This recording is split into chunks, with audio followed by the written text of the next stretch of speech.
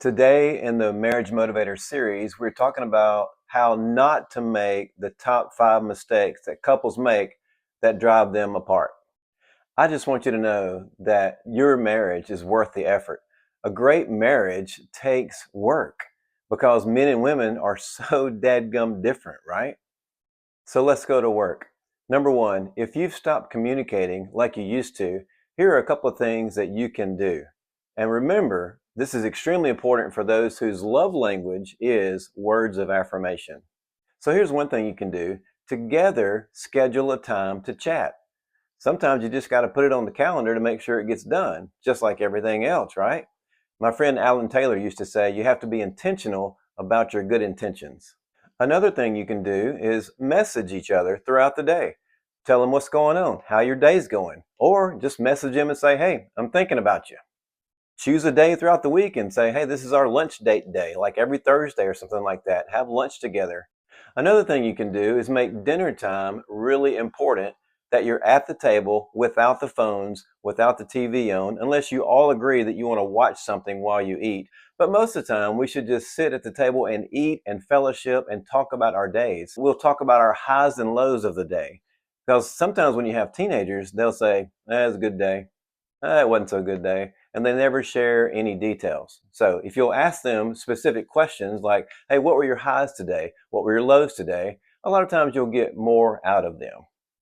Number two, if you've stopped spending time together, try these ideas. And by the way, this is very important for those whose love language is quality time.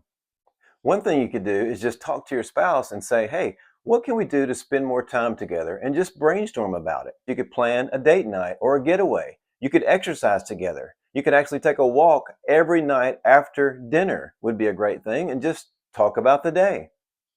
Also, if your spouse has a hobby, join them in their hobby periodically. That way you can spend time together and learn about your spouse's hobby.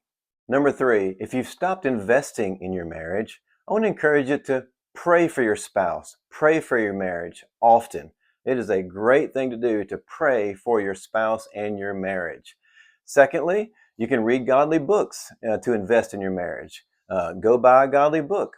I can name one. It's called The Marriage Motivator, a book that I wrote. Bam, what? Another thing you can do is go on a marriage retreat. If your church doesn't do these, then it's a quick Google to see where they are. Another way to invest in your marriage is to brainstorm and think about maybe what's in your bucket list of things that you wanted to do as a couple. One of those things could be take a cruise, even if it's just a riverboat cruise down the Mississippi, huh? Do that, or save up for a big time cruise to the Bahamas. Those are great memories and those are great investments in your marriage. Number four, if you've stopped being affectionate towards each other, try these ideas. This is extremely important for those whose love language is physical touch. One thing you can do is just ask your spouse, hey, what can we do to be more affectionate? And just see what they say. And whatever they say, don't roll your eyes. Another thing you can do is start holding hands like you used to.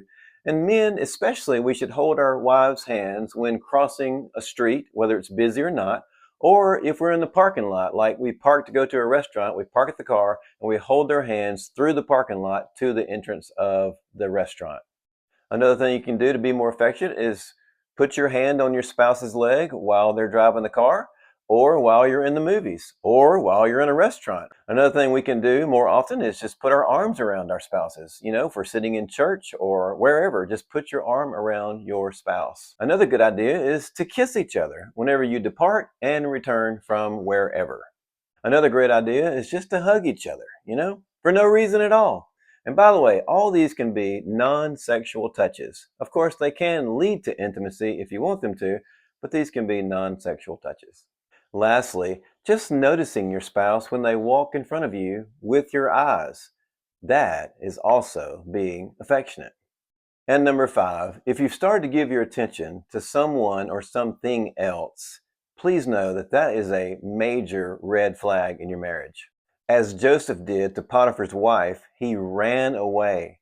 And I want to encourage you to run away from that temptation and renew your love and commitment to your spouse. Christian counseling can always help as well. Now, if you're giving your time and attention to something else, I want to encourage you to invite your spouse in on it and see if they want to be a part of it.